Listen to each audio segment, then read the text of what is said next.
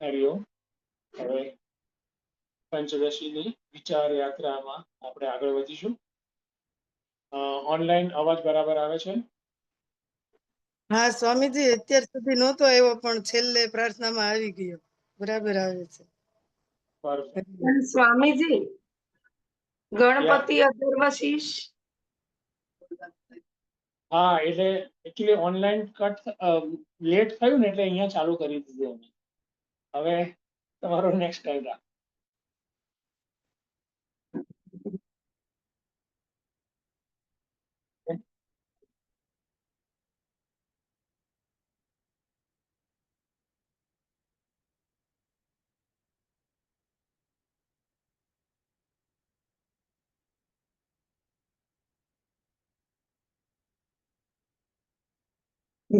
તો વિદ્યારાયણ Swamiji વિવેકની પ્રાધાન્યથી even logic તર્કની પણ પ્રાધાન્યતાથી આપણને સૌને સમજાવવા માંગે છે તત્વમસી, કે આપણે જ એ અનંત ચૈતન્ય છીએ અને તેને સમજવા માટેનો એક વિશદ પ્રયાસ, સમજાવવા માટેનો વિશદ પ્રયાસ વિદ્યારાયણ સ્વામીજી કરે છે. અને એના પ્રયાસના ભાગરૂપે ટોટલ 15 અલગ અલગ ચેપ્ટર્સ, પ્રકરણ વિદ્યારાયણ સ્વામીજી એની રચના કરે છે.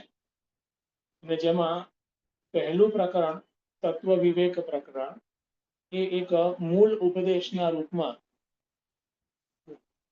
આપણે જોવાનું છે. એમાં પણ પાછું મૂળ ઉપદેશ શું છે? પહેલા પ્રકરણમાં પણ એ મૂળ ઉપદેશ છે તત્વમસી. એ તત્વમસીને તત્વ આપણે જે એ સતચિત અને આનંદ સ્વરૂપ છીએ એનું વાત પ્રતિજ્ઞાના રૂપમાં શ્લોક નંબર 3 થી 9 સુધી કરે છે.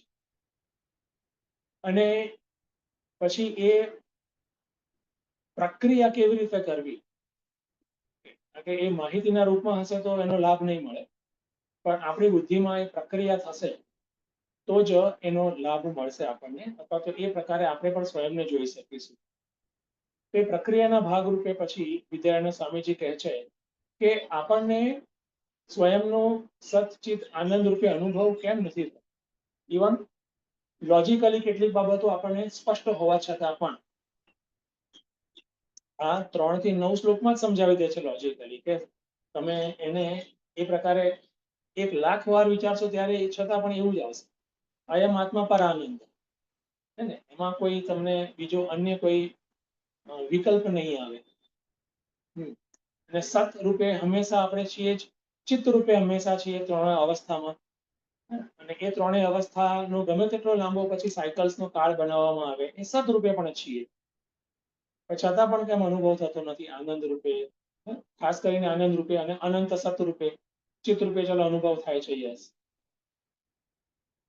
તો એમાં આખી જે પ્રક્રિયા પછી એક નટશેલમાં બાકીનો જે ફર્સ્ટ ચેપ્ટર છે એમાં સમજાવે છે અને કહે છે કે એક અવરોધ છે, ધેર ઇઝ ઓબ્સ્ટેકલ અંદર, આંતરિક રીતે અવરોધ છે જે આપણને આ સચ્ચિત આનંદનો અનુભવ અપરોક્ષ રીતે સ્વયંનો એ પ્રકારે અનુભવ કરવા નથી દેતો.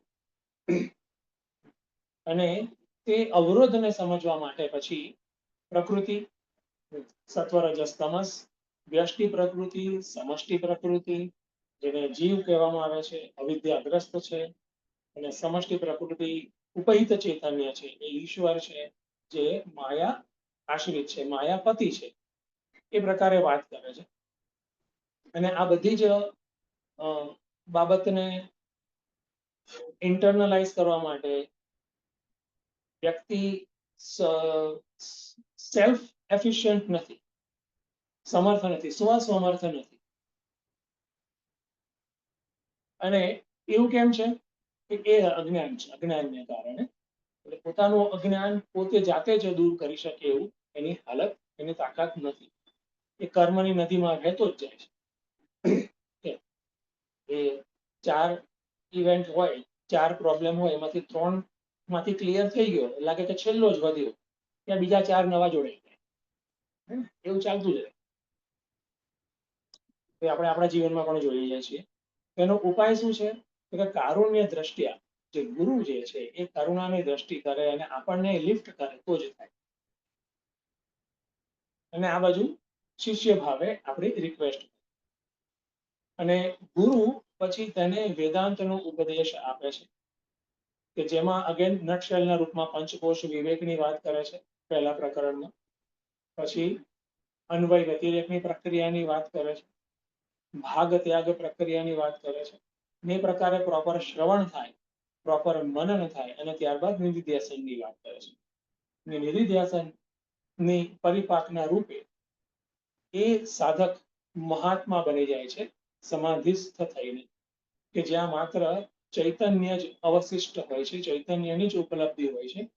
પોતાનું જે અહમ ભાવ એ પણ વિસર્જિત થઈ જાય છે.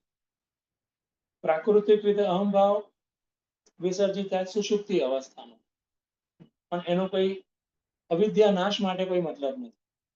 અન્ય પ્રયોજન જે પણ હોય, પણ અવિદ્યા નાશ એનાથી નથી થતો. અને બીજી અવસ્થા છે સમાધિની અથવા તો જ્ઞાન અવસ્થા. ઓકે, તો એ એક વાત કરે છે કે આ પ્રકારે શ્રવણ, મનન અને એનું જે પરિપાક રૂપે નિધિધ્યાસનની પ્રક્રિયા, અને ત્યારબાદ એનો પરિપાક સમાધિમાં, પરિણામે એક ખૂબ જ સુંદર એક ટર્મિનોલોજી વિદ્યારાયણ સ્વામીજી ઉપયોગ કરે છે, ધર્મ મેઘ. ધર્મ મેઘ, કે એ વ્યક્તિ હવે મહાત્મા થઈ ગયા. તો કે જે મહાત્મા જે છે કે હવે એના જીવનમાં, એના અંતઃકરણમાં કયા પ્રકારની પ્રક્રિયાઓ છે? તો કે છે કે એ સર્વથા એનો જ્ઞાનનો પ્રકાશ એટલો બધો સુંદર અને સવિશેષ છે, મધ્યાહન સૂર્યની જેમ. તો અજ્ઞાન જરા પણ એ જીવન ધર્મમય થઈ ગયું છે. તો એ એક પ્રક્રિયા છે જે પુરુષાર્થ છે, અને એ પુરુષાર્થમાં એક પ્રમુખ જે ભૂમિકા નિધિધ્યાસનની પ્રક્રિયાની, અને એમાં ઇન્ટરનલી એ 3 વસ્તુની વાત કરે છે, 3 અલગ અલગ બાબતોની. એક છે આ પ્રક્રિયાનો જે મોમેન્ટમ આવે છે નિધિધ્યાસનની પ્રક્રિયાનું. બીજું આવે છે જે આપણે જન્મો જન્મના જે સંસ્કાર સંચિત કર્યા હોય તે. અને ત્રીજું આવે છે આપણે પુણ્ય કર્મ જે કર્યા હોય તે. આપણે એ પ્રકારે પણ એને રફલી મૂકી શકીએ, રફલી, કે સંસ્કાર જન્મો જન્મના હોય અને પુણ્ય કર્મ આ જન્મ, રીતે રફલી મૂકી શકીએ.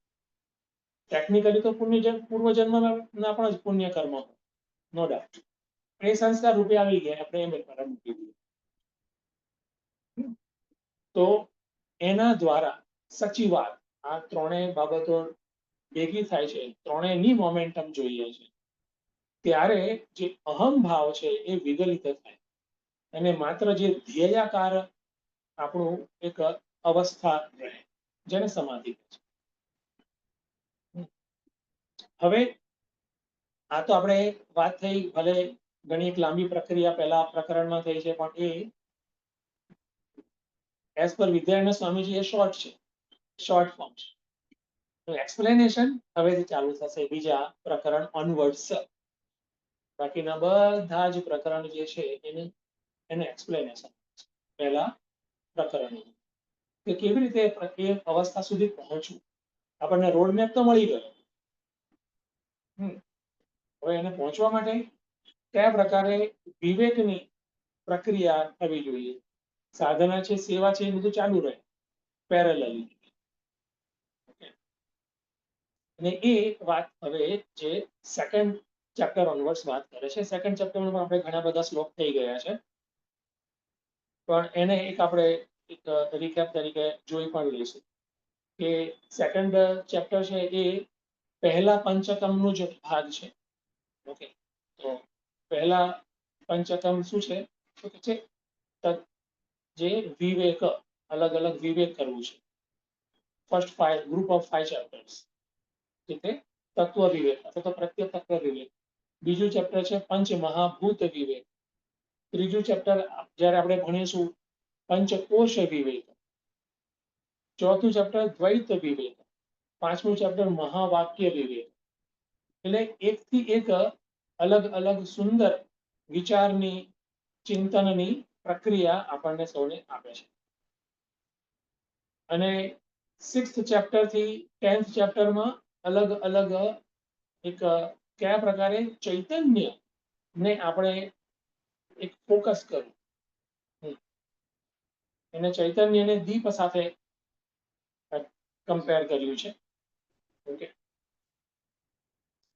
અને પછી અલગ અલગ અલગ રીતે બતાવે છે કે ઇન એન્ડ થ્રુ આપણી બધી જ જેટલી પણ જીવનની ડેલી લાઈફની ઓર્ડિનરી કે એક્સ્ટ્રાઓર્ડિનરી જે પ્રક્રિયાઓ જે ઇવેન્ટ્સ થતી હોય છે એમાં જે ચૈતન્ય એક કોન્સ્ટન્ટ એન્ટિટી છે.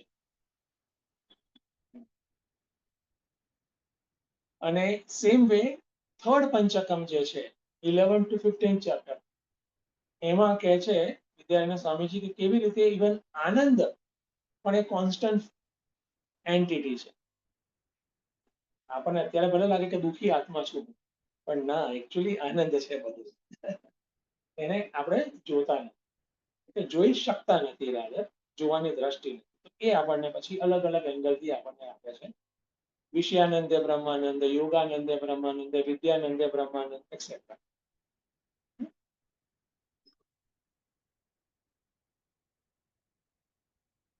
બધે જ આત્માનંદ છે આનું, એ બતાવે છે.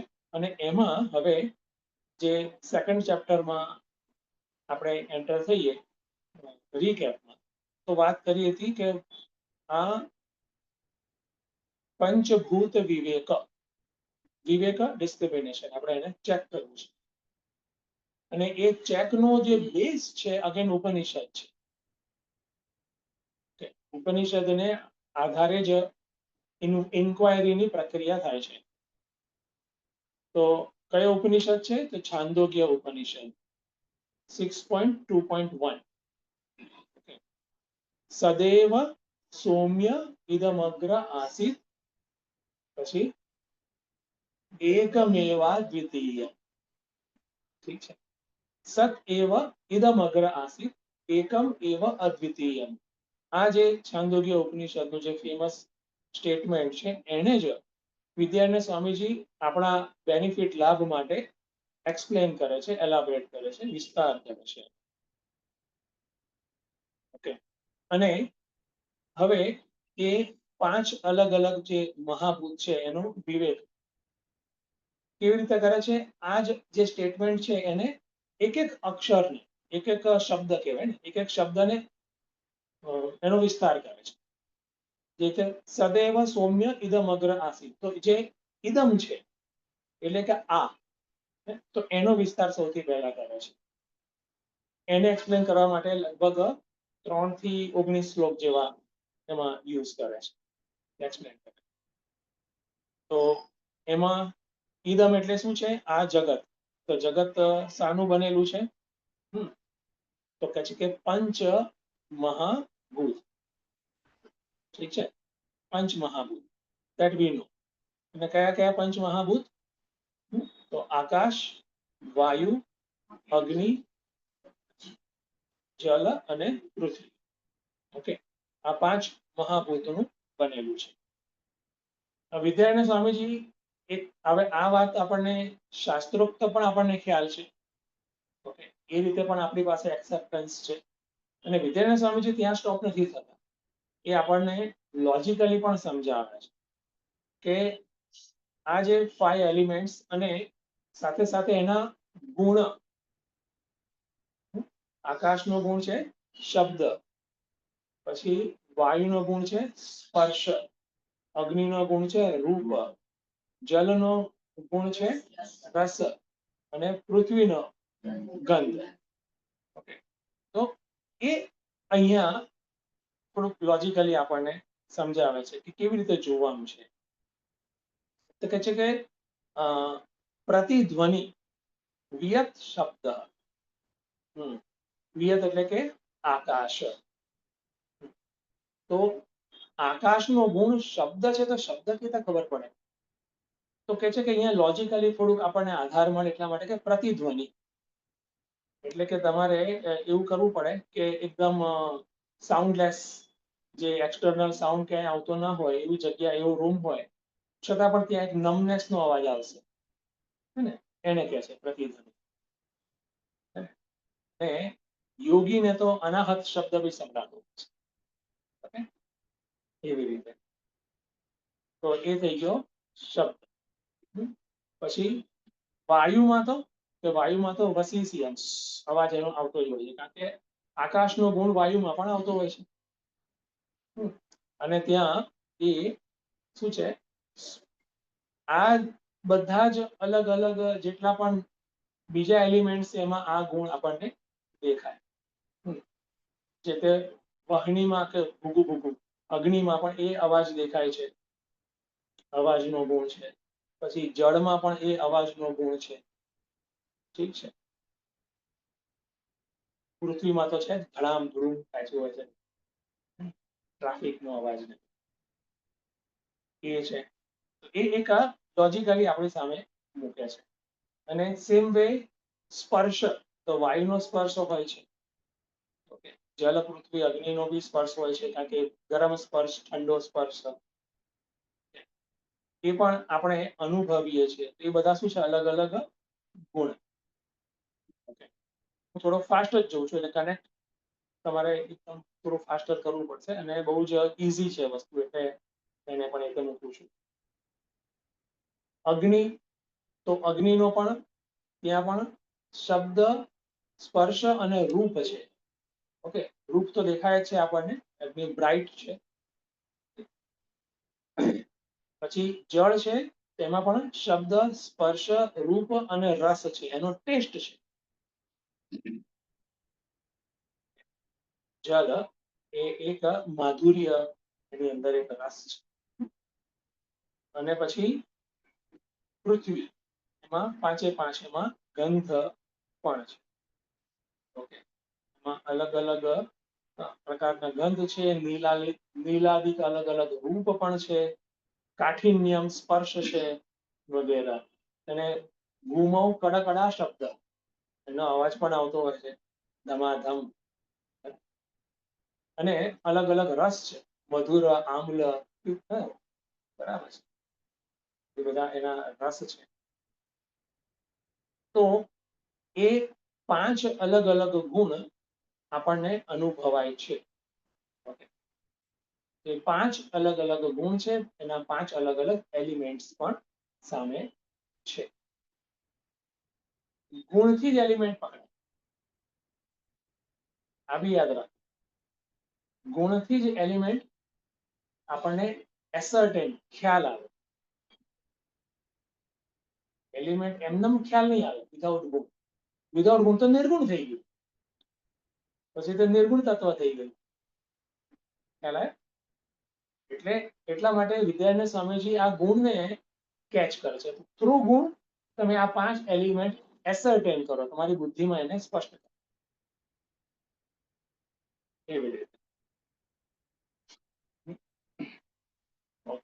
અને ત્યારબાદ પછી ઇદમમાં આ પાંચ એલિમેન્ટ થઈ ગયા, એટલે ભૂત થઈ ગયા. પછી ભૌતિક, મીન્સ કે આ ભૂતમાંથી ઉત્પન્ન થયેલા જે અલગ અલગ પદાર્થો છે, એમાં એસ્પેશિયલી આપણી પર્સનાલિટી. તો કે છે કે પાંચ અલગ અલગ ઇન્દ્રિય, ઇદમમાં આ પાંચ અલગ અલગ ઇન્દ્રિયો પણ આવી જશે. કે છે શ્રોત્ર, ત્વક, ચક્ષુ, જીહ્વા અને ઘ્રાણ.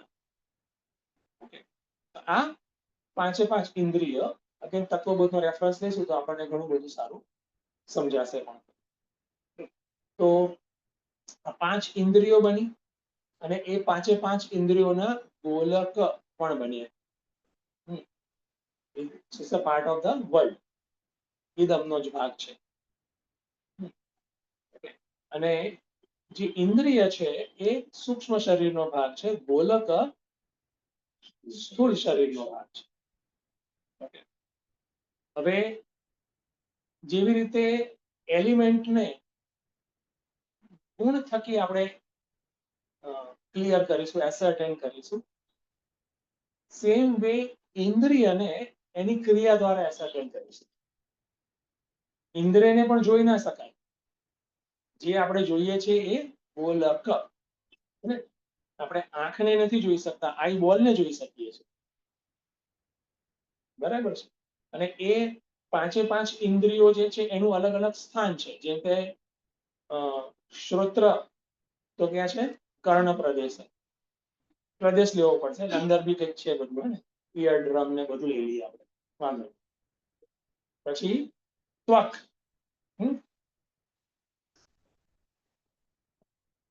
બરાબર, બધું આખું બોડી.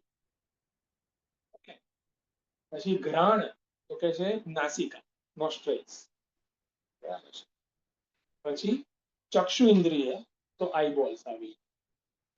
અને પછી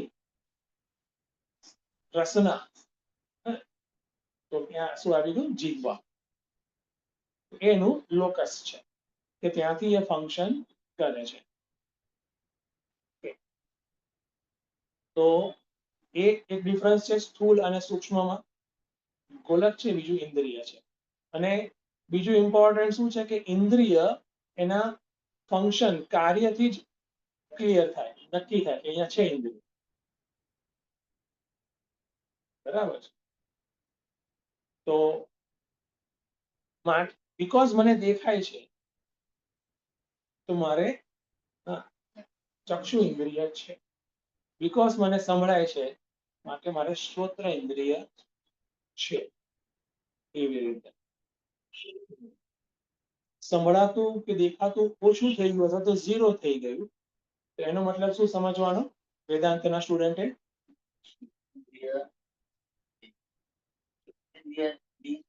શ્રોત્રેન્દ્રિય ના, હજુ પણ થોડું, ચલો થોડુંક નજીક ગયા છે, હાવ આપણે નથી છતાં પણ હજુ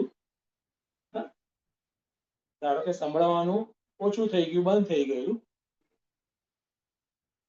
તો વેદાંતનો સ્ટુડન્ટ એને કેવી રીતે જોશે, એસેસ કરશે? હા, ગુડ.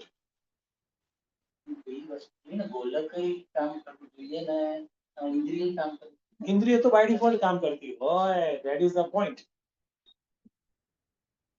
હે ને? That is the point. એટલે કોઈ વેદાંતનો સ્ટુડન્ટ કેવી રીતે જોશે? હે ને? જીવની ઇન્દ્રિયો વધારે કામ કરે, ઓછી કામ કરે એવું નથી આવતું. વધારે એફિશિયન્ટ, ઓછી એફિશિયન્ટ એવું પણ નથી આવતું. ઇન્ટરેસ્ટિંગ. It's all about ગોલક.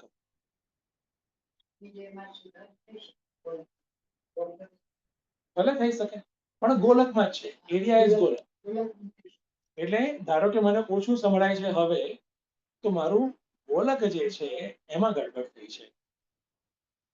બરાબર છે. પછી એ પ્રારબ્ધ વસાત થઈ હોય કે જે બી, આપણે જે બી કારણ મૂકીએ, પછી મારું ગોલક ગયું છે.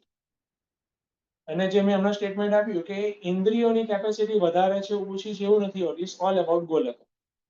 ધારો કે એ જ જીવ શ્વાન એટલે કે ડોગના શરીરમાં જતું રહે અને ડોગનું શરીર આવી જાય, તો એની ઘ્રાણેન્દ્રિય અચાનક જ, કેમ? ગોલક એવું છે, 9 times મોર કેપેસિટી. બરાબર છે. હા, એ ધારો કે ઈગલની બોડીમાં જતું રહે, એ જીવ, બરાબર છે, તો એની ચક્ષુ ઇન્દ્રિય, વાવ, ઇટ્સ ઓલ અબાઉટ ગોલક. ગોલક કેવી રીતે મળે? You have to earn. બરાબર છે. કરન્સી શું છે? સુકૃત. બરાબર છે, પુણ્ય કર્મ, સુકૃત. પછી જે જેવું કર્યું હોય મિક્સચર. તો પોઈન્ટ શું છે કે ઇન્દ્રિયનું ફંક્શન દ્વારા જે ઇન્દ્રિય આપણને ખ્યાલ આવે કે અહીંયા આ ઇન્દ્રિય છે, અહીંયા આ ઇન્દ્રિય છે. અને આ જે ગોલક જે છે, ગોલક જે છે એ આપણને દેખાય છે, ઇન્દ્રિય દેખાતી નથી. અહીંયા અર્થાપત્તિ આવી જશે. કારણ કે મને દેખાય છે માટે ચક્ષુ ઇન્દ્રિય છે, ચક્ષુ ઇન્દ્રિયની ઉપસ્થિતિ છે. અથવા તો હું એને એસર્ટેન કરી શકું ધીસ ઇઝ ચક્ષુ ઇન્દ્રિય એવી રીતે. બરાબર છે. એ પ્રકારે એક પ્રોપર રાઈટ લોજિકનો ઉપયોગ કરવાનો છે.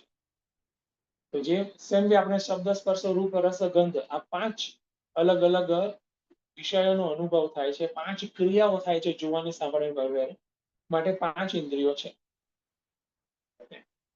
એટલે કાર્યથી કારણને એસર્ટેન કર્યું. ઓકે, કારણ કે અહીંયા કોઈ એક બોય કે ગર્લ છે તો એના પેરેન્ટ્સ પણ છે. સિમ્પલ. તો સેમ વે અહીંયા એ જ લોજિકને અહીંયા એપ્લાય કર્યું છે. જે સૂક્ષ્મ છે એને સ્થૂળ સાથેનું જે એકદમ સ્ટ્રોંગ કનેક્શન હોય એનાથી એસર્ટેન કરવાનું હોય. ઓકે,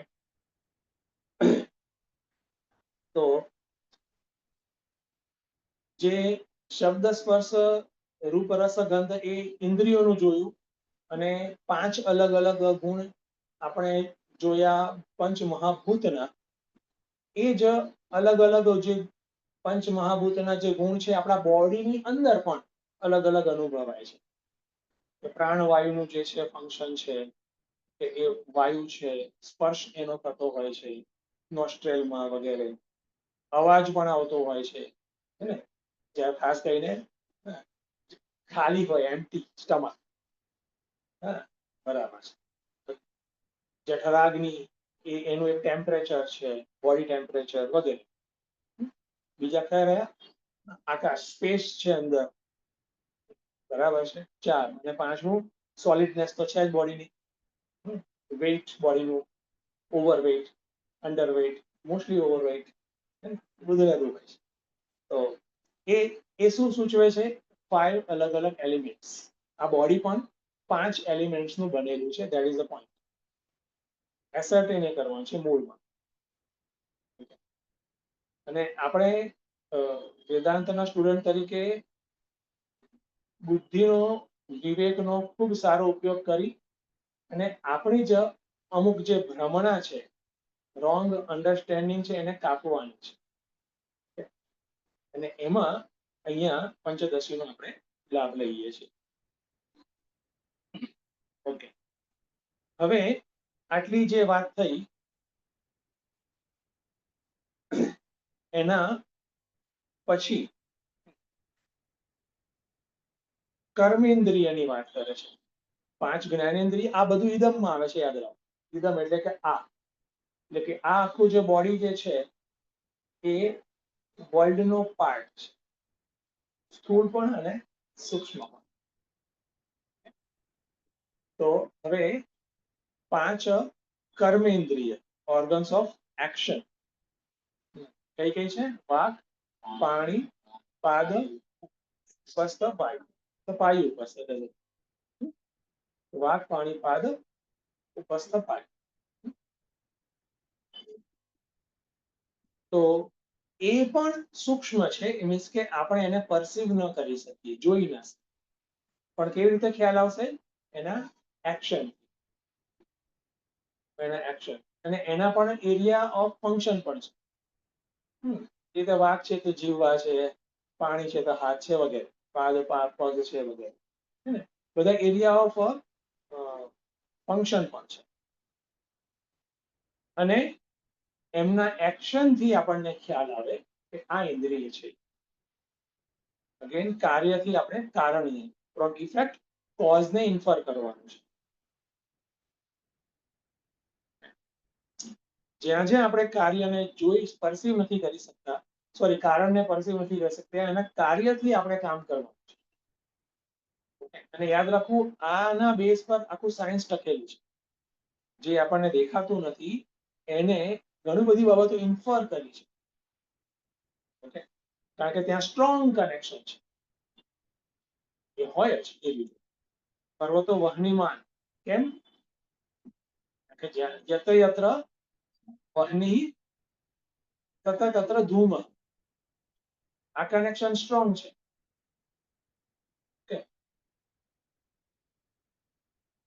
માટે એ સ્ટ્રોંગ કનેક્શન જ્યાં કાર્યકારણ આપણે એસ્ટાબ્લિશ થઈ ગયા હોય તો પછી શું આવે છે, કાર્ય દ્વારા કારણને ઇન્ફર કરવાનું, એસર્ટેન કરવાનું. તો સેમ વે જે આપણા પંચ કર્મેન્દ્રિય છે એને પણ આપણે એસર્ટેન કરી શકીએ, કરવા જોઈશે. અને એ પણ શું છે, પાર્ટ ઓફ ઇદમ. એ સાથે સાથે દર વખતે મૂકી દઈએ આપણે. તો અલગ અલગ ગોલકની પણ વાત કરે છે, હું આગળ જ વધું છું. અને તો 5 એલિમેન્ટ્સ થઈ ગયા, 5 જ્ઞાનેન્દ્રિય, 5 કર્મેન્દ્રિય.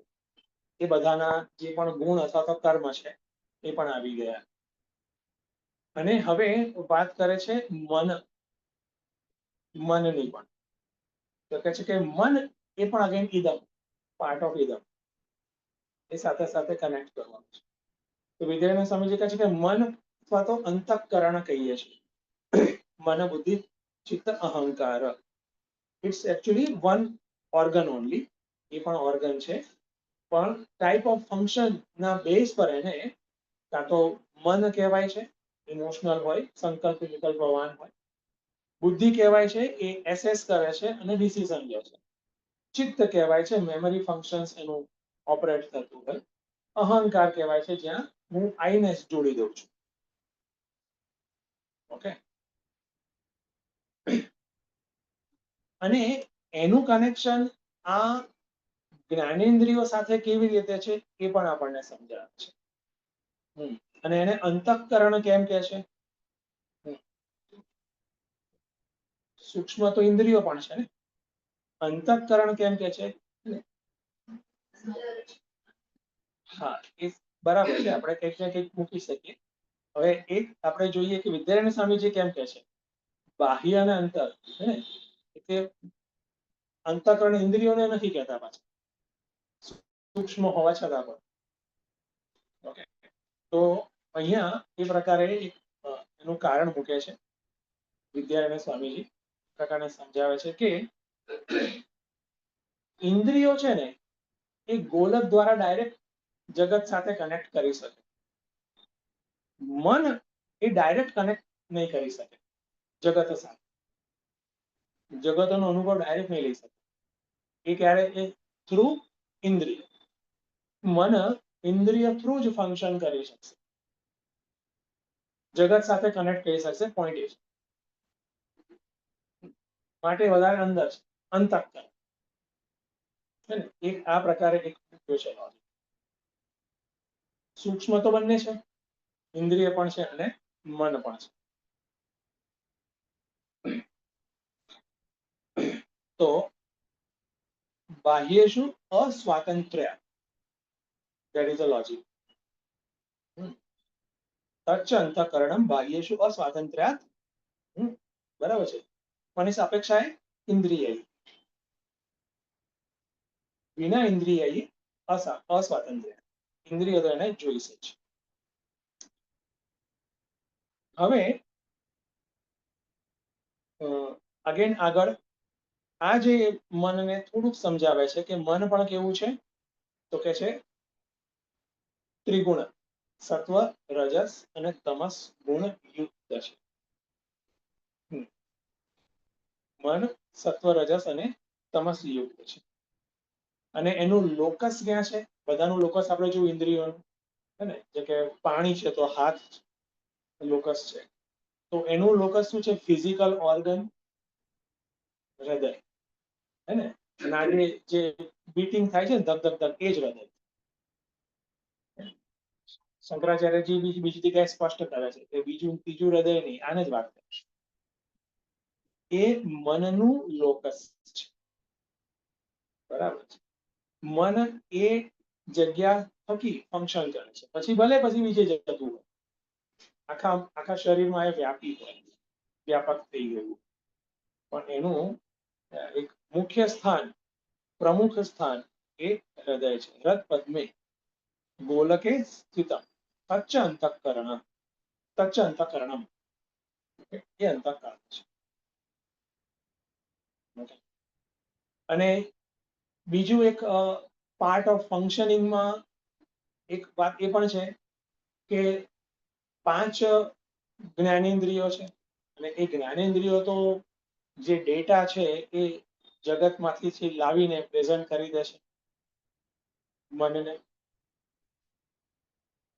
તો કયા પ્રકારની ફંક્શનાલિટી છે, કયા પ્રકારે મન ફંક્શન કરે છે એ પણ અહીંયા બતાવે છે. તો ફંક્શન કરવાની રીત મનની એવી છે કે વન એટ એ ટાઈમ, વન ઇન્દ્રિય એટ એ ટાઈમ. એટલે 5 દરવાજા રાખી શકાય અને અંદર એક જે રૂમ છે તો કોઈ એક જ દરવાજો એટ એ ટાઈમ ઓપન થાય. Very interesting. જ્યારે આપણે જોતા હોય ત્યારે સાંભળતા નથી, જ્યારે સાંભળતા હોય ત્યારે સ્પર્શ નથી કરતા. Very interesting. હકીકત આવી છે. આપણો અનુભવ અન્યથા છે નેચરલી. સાયમલ્ટેનિયસ આપણે કરીએ છીએ ને, આપણે અનુભવ એવો છે એક સાથે કરતા હોઈએ છીએ. પણ હકીકત આવી છે કે મન એટ એ ટાઈમ એક જ ડેટા લે છે જગતમાંથી. તો આપણા અનુભવ સાથે કઈ રીતે પછી મેચ કરીશું? એનીબડી? આપણો અનુભવ તો એક સાથે બધું જોવાનો છે.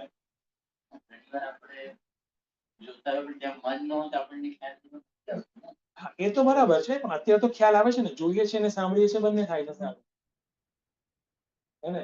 અને ક્યાં ક્યાં કોઈ બાજુ વાળો આમ કરતો હોય તો એ સ્પર્શ પણ અનુભવાય. અડી ગયું. Very good.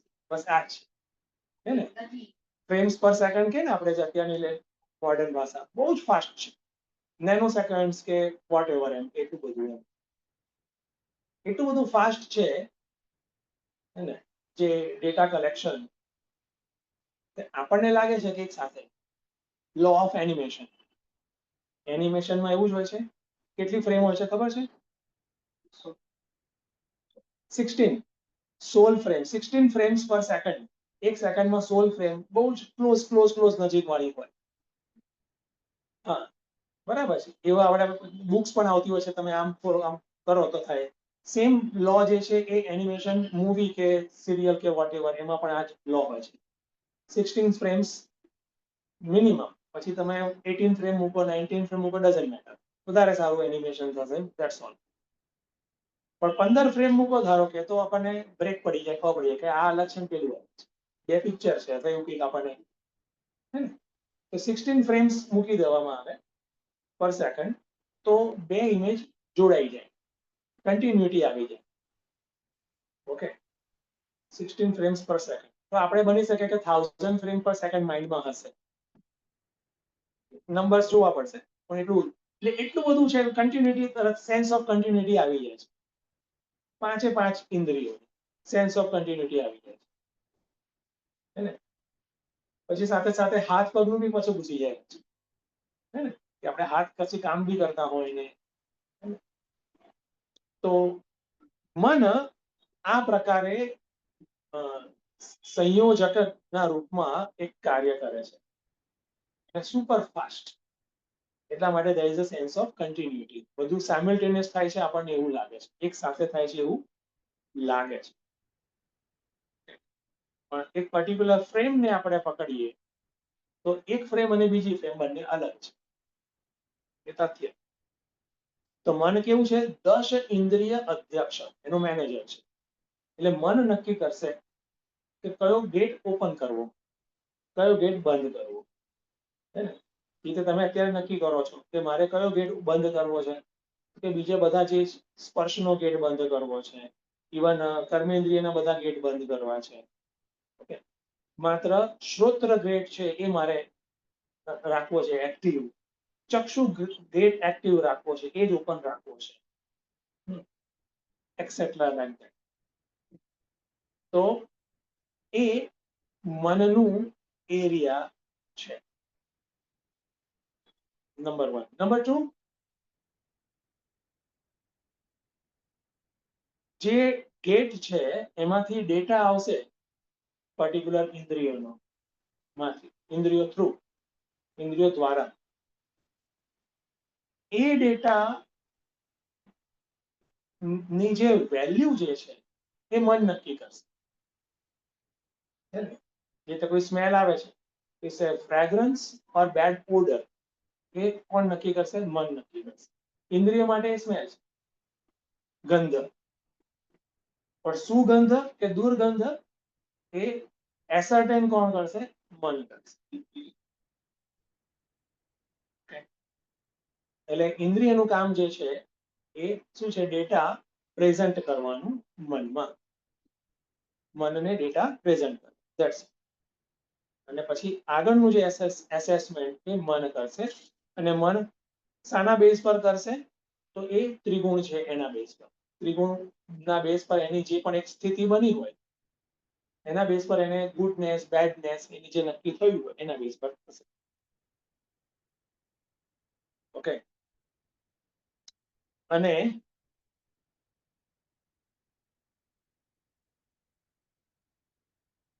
એટલે ગુણ દોષ વિચારકમ કોણ છે?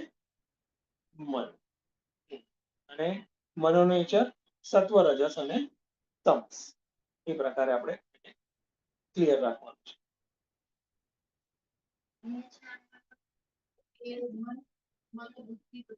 હા, અંતઃકરણ. અંતઃકરણ પૂરું અંતઃકરણ લેવાનું છે કમ્પ્લીટ. અને પછી જે ગુણ અનુસાર એ જ અંતઃકરણ અથવા તો સામાન્ય ભાષામાં મન, એની અલગ અલગ ક્વોલિટી હોય છે, કેરેક્ટરિસ્ટિક્સ. જેમાં અહીંયા એક્ઝામ્પલ આપે છે વૈરાગ્ય, શાંતિ, ટોલરન્સ. પછી નેચરલી ઇન્ટોલરન્સ ઓલ્સો. વૈરાગ્યનું ઓપોઝિટ થઈ ગયું એટેચમેન્ટ. ઓકે, બહુ એટેચ હોય, અને એટેચ હોય એ જ ડિપેન્ડ હોય, એટલે બહુ ડિપેન્ડન્સી એની અંદર હોય. વધારે ક્રોસ કરવું છે, બહુ દુઃખી હોય. આ બધા કે જે લોકો દુઃખની ભાષા સમજે ત્યાંથી પકડવું પડે. જે લોકો એટેચમેન્ટની ભાષાથી સમજી શકતા હોય ત્યાંથી પકડવું. અને જે લોકો વૈરાગ્યની ભાષાથી સમજતા હોય તો ઉપરથી વૈરાગ્ય મેવા ભયમ એવું કહે છે. તો પછી સમજાવે છે કે સત્વગુણ જે છે એની કેરેક્ટરિસ્ટિક એ સત્વગુણ યુક્ત, સત્વગુણ પ્રધાન અંતઃકરણ છે. કેવું હોય? ઉદારતા હોય, ઉદાર્યમ હોય, મીન્સ લાર્જ હાર્ટેડનેસ હોય, શેરિંગ કેરિંગ એનો નેચર હોય, ઉદારતા બધું આદ્યા બધું ઘણી બધી આવે છે. વિવેકવાન હોય, વધારે ને વધારે એ ન્યુટ્રલ ઓબ્જેક્ટિવ રહેતો હોય, જ્ઞાન પ્રધાન હોય. સત્વાત સંજાયતે જ્ઞાન. બરાબર રહેજો, બરાબર. ગુડ.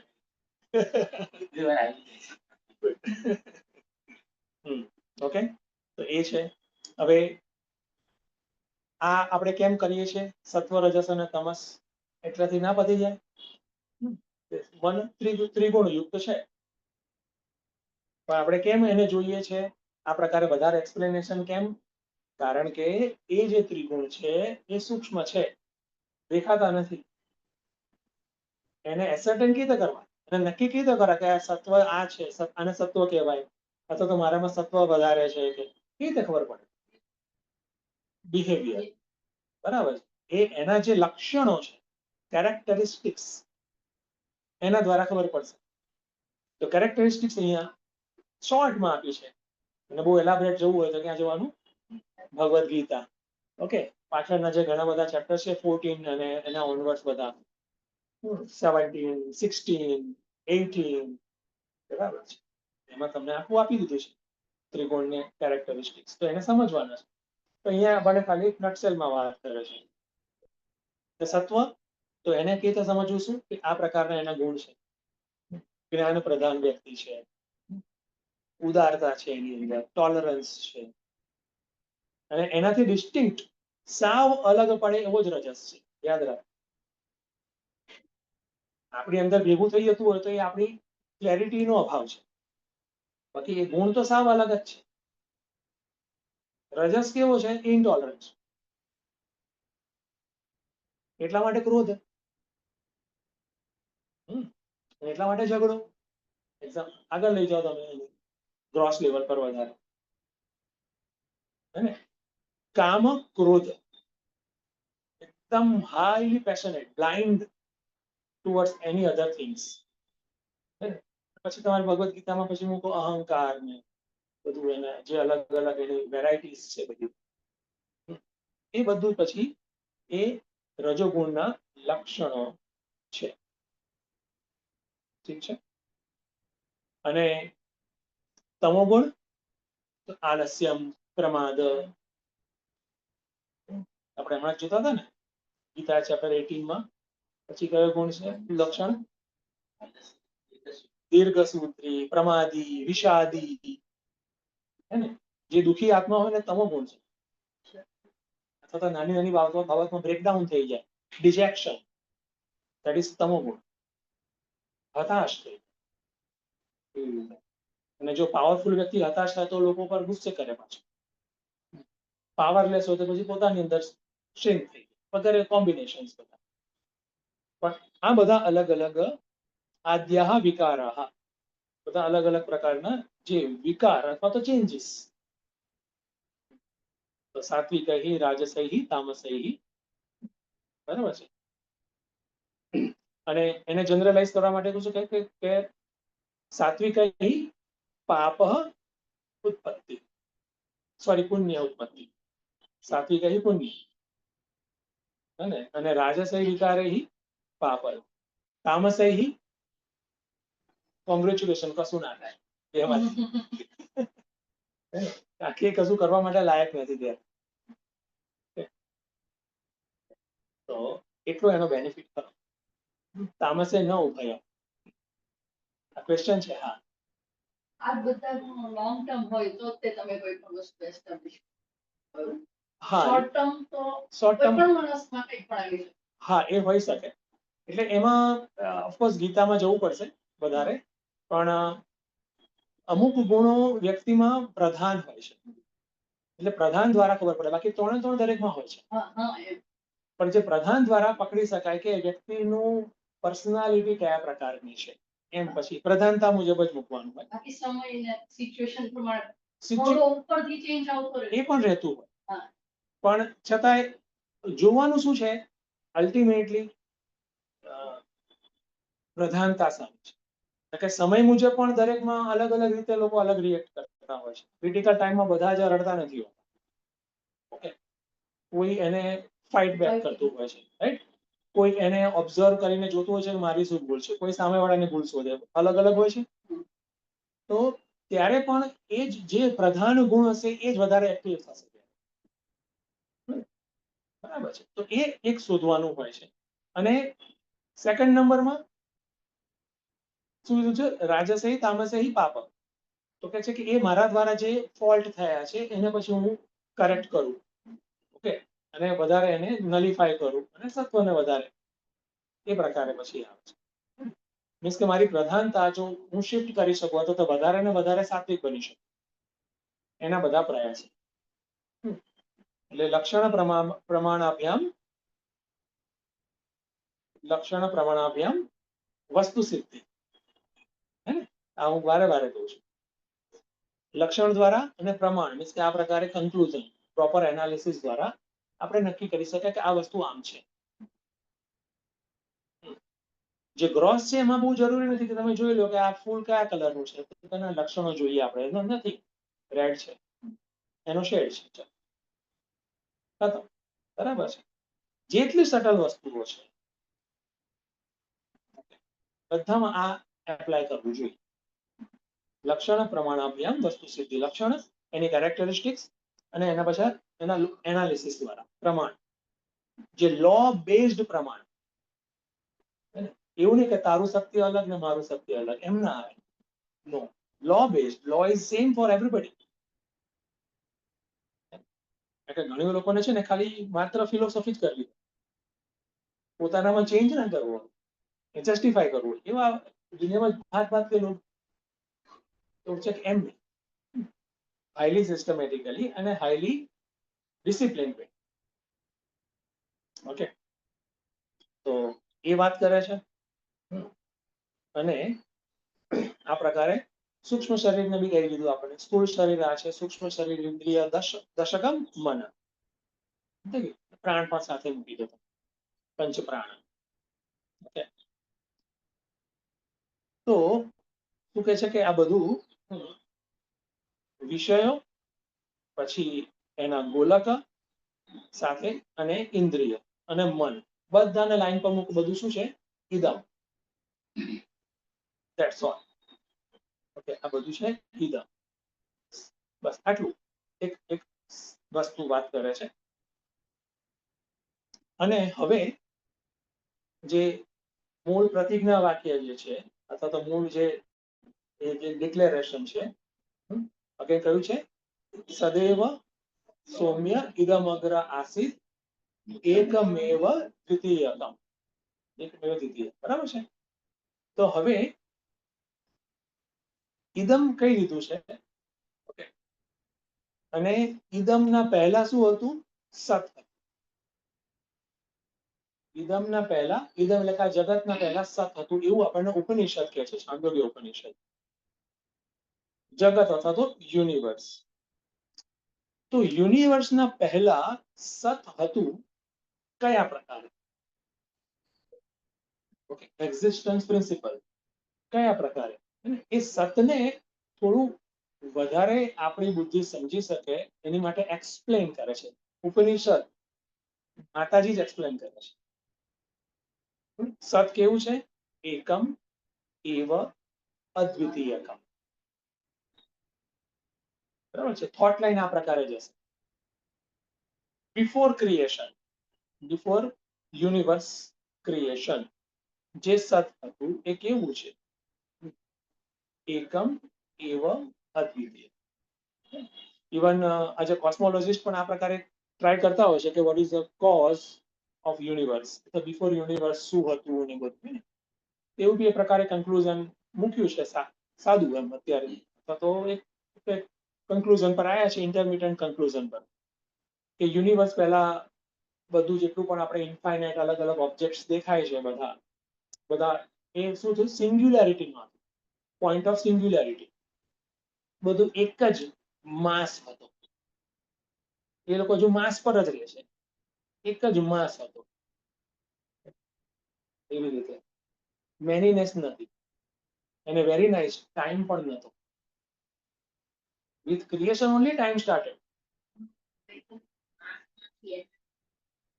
હા, પછી કે એનર્જી, એટલે એનર્જીમાંથી માસ આવ્યું ને, માસમાંથી પછી એને આખું બોલ્યું અને ક્રિએશન થયું. એ પ્રકારે એક આશરે અથવા તો સો ફારનું એક કન્ક્લુઝન ઇવન કોસ્મોલોજીસ્ટ દ્વારા પણ મૂકવામાં આવ્યું છે. એને પોઈન્ટ ઓફ સિંગ્યુલારિટી કીધું છે, કે જેમાં એ જે પોઈન્ટ જે છે, અગેન એ પોઈન્ટ કેવો છે? ટાઈમલેસ, માટે સ્પેસલેસ પણ. Because space end time go together. Rather space, time and objects all three go together. ત્રણે સાથે જ જશે. ત્રણમાંથી એક પણ તમે કાઢી નાખો તો બાકીના બે પણ પડી જાય. ઓકે, આ નિયમ છે, એપ્લાય એવરીવેર. આખા જગતમાં બધે તમે એપ્લાય કરી શકો છો. ઓકે, તો અહીંયા શું કહે છે કે ટાઈમલેસ છે. ઓકે, કે ટાઈમ તો ક્રિએશન સાથે જ ચાલુ થયો, માટે સ્પેસ, જગ્યા પણ, જગ્યા છે અહીંયા એવું પણ ના કહી શકાય, અને વસ્તુ છે એવું પણ ના કહી શકાય. તો એવરીથિંગ એટ વન પ્લેસ, એક સાદી ભાષામાં કીધું છે. બરાબર છે. આ બધું જે અલગ અલગ છે એ બધું એક જગ્યાએ થઈ ગયું. પછી એને શું કીધું છે વધારે સમજાવવા માટે? અપરિચ્છિન્ન. પરિચ્છિન્ન નહીં, પરિતઃ-છિન્ન નથી, અલગ અલગ નથી. અને પછી સાયન્ટિસ્ટ કહે છે કે ત્યાં ઇન્ફાઇનાઇટ ગ્રેવિટી છે. જે આપણા ગ્રોસ વર્લ્ડના જે મુખ્ય મુખ્ય એલિમેન્ટ્સ જે છે એ બધા ત્યાં મૂકે છે. ઇન્ફાઇનાઇટ ગ્રેવિટી છે. પછી માસ આવે છે, તો ઇન્ફાઇનાઇટ માસ છે. બધું ઇન્ફિનિટ્યુડમાં છે. there is no time. એ શું છે? પોઈન્ટ ઓફ સિંગ્યુલારિટી એવો શબ્દ આપ્યું છે. તો સિંગલ, એક જ છે. અદ્વૈત, વેદાંત એને અદ્વૈત કહે છે, એ સિંગ્યુલારિટી કીધું છે. તો એ સત છે, એને વેદાંત સત પણ કહે છે. સત પ્રિન્સિપલ, એક્ઝિસ્ટન્સ પ્રિન્સિપલ, હતું, કશુંક તો હતું જ. ઓકે, એ સત કેવું છે? તો કે એકમ એવ અદ્વિતીયકમ. એટલે આ એકમ એવ અદ્વિતીયકમ સમજીશું ત્રણને સારી રીતે, તો સતને સારી રીતે સમજાશે. ટુ અન્ડરસ્ટેન્ડ સત, ઓર એક્ઝિસ્ટન્સ પ્રિન્સિપલ, આ ત્રણને આપણે સારી રીતે સમજવાનો પ્રયાસ કરીએ છીએ. ઓકે ઓકે, તો જે એવ છે એને પહેલા સમજાવે છે કે એવ એટલે શું કે જ્યાં નામ અને રૂપ નથી. No name and form. Okay,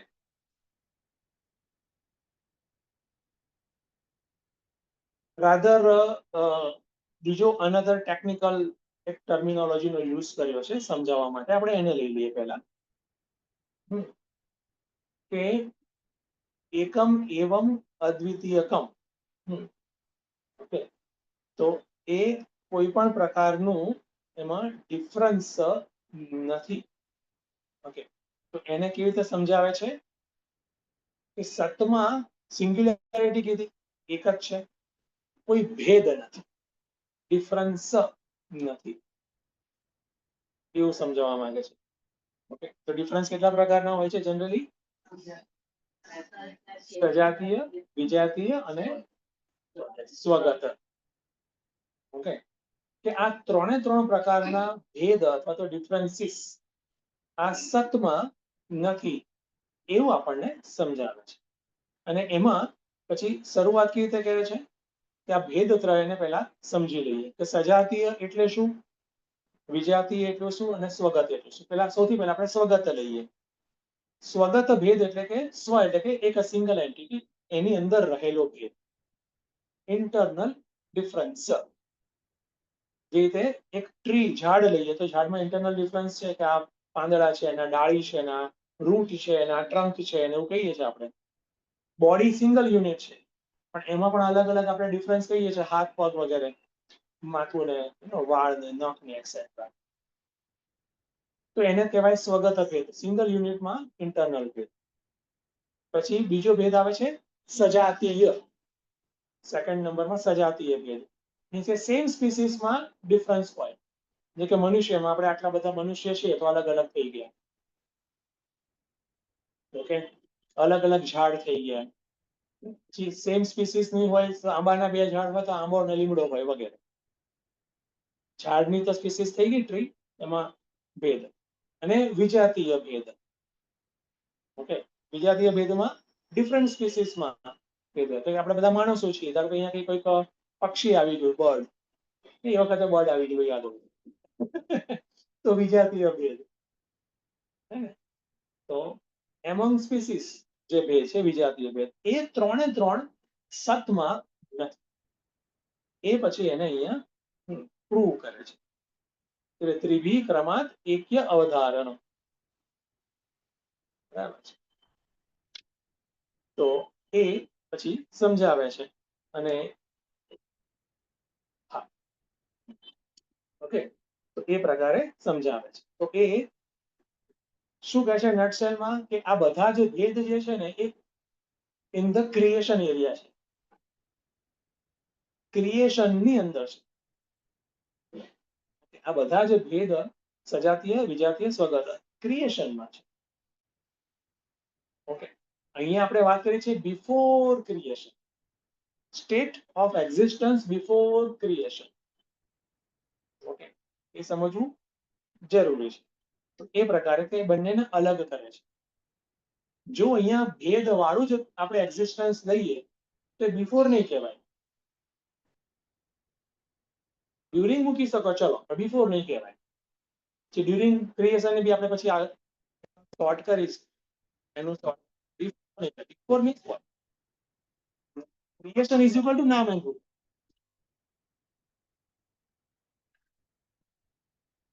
creation is equal to નામ રૂપ. Creation is equal to manyness. બરાબર છે. તો before creation there is only oneness. એ જે વન જે છે એ સચ છે, એક્ઝિસ્ટન્સ પ્રિન્સિપલ, એવું અહીંયા સમજાવે છે. અને એમાં પણ જેવી રીતે ઓર્ડિનરી પર્સનને ડાઉટ હોય એવી રીતે કોઈ થિંકિંગ પર્સનને બી ડાઉટ હોય. ઓર્ડિનરી પર્સનને લોજિકલ કન્ક્લુઝન વગરનો ડાઉટ હોય. ઓકે, જ્યારે થિંકિંગ પર્સન હોય એને લોજિકલ કન્ક્લુઝ કશું કર્યું હોય. અને કહે છે કે ના ના બરાબર નથી because of this reasons. Okay, તો એવા કેટલાક જે થિંકિંગ પીપલ છે એના જે ગ્રુપ છે અથવા તો એ લોકોના જે કન્ક્લુઝન છે એને પછી હવે એડ્રેસ કરે છે વિદ્યારાયણ સ્વામીજી કે how they are wrong. Okay, how their thinking is not right એ પછી અહીંયા નેક્સ્ટ સમજાવે છે. ઓકે, તો એને આપણે થોડુંક ટચ કરી અને પછી હવે આપણે જે આપણે પોઝ લીધો છે ત્યાંથી આપણે આગળ વધીએ. કયા શ્લોકમાં આપણે આવેલા?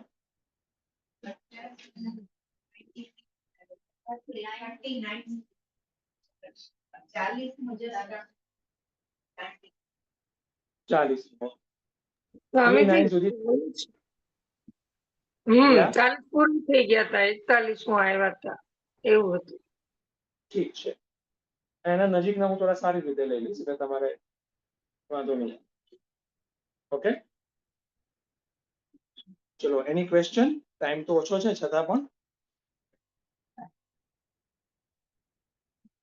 ઓકે, તો હવે આપણે આરતી કરી લઈશું.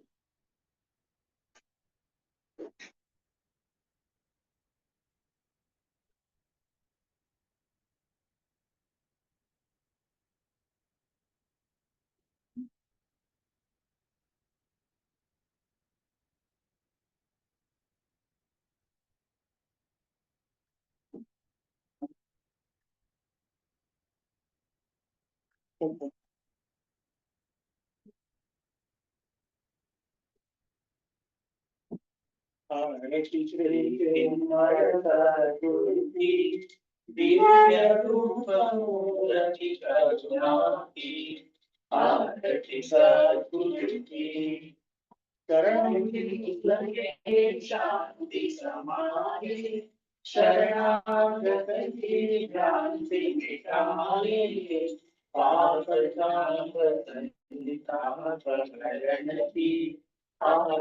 श्री चिन्मय सद्गुरु की, आरती सद्गुरु की। वेद उपनिषद गीता को गाया, धर्म सनातन फिर से गाया, तिरुधनीति शंकर की, आरती श्री चिन्मय सद्गुरु की, आरती सद्गुरु की। सिंधवाड़ी की तपो नित्य विराजे गुरु हमारे, भक्त हृदय आनंद स्रोत की, आरती श्री चिन्मय सद्गुरु की, आरती सद्गुरु की, आरती सद्गुरु की। ओम नमः सूर्यो भाग्य चंद्रार्कम, नेमा विद्युतो भान्ति कुतो जगति, तमेव भान्ति सर्वं, तस्य भासा सर्वमिदं विभाति। श्री सद्गुरुनाथ महाराज की जय।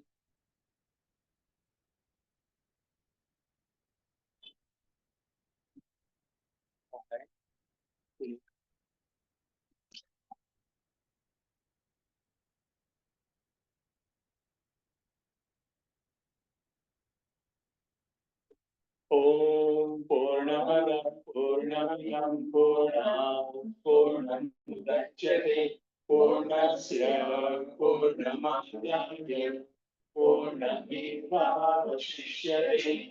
ओम शांति शांति शांति। हरि ओम। श्री गुरुभ्यो नमः। हरि ओम। ઓકે, તો આજનો સેશન સમાપ્ત થાય છે. આવજો બધા. હરિઓમ. કાલે મળીશું પંચદશીમાં. હરિઓમ. પ્રણામ. હરિઓમ.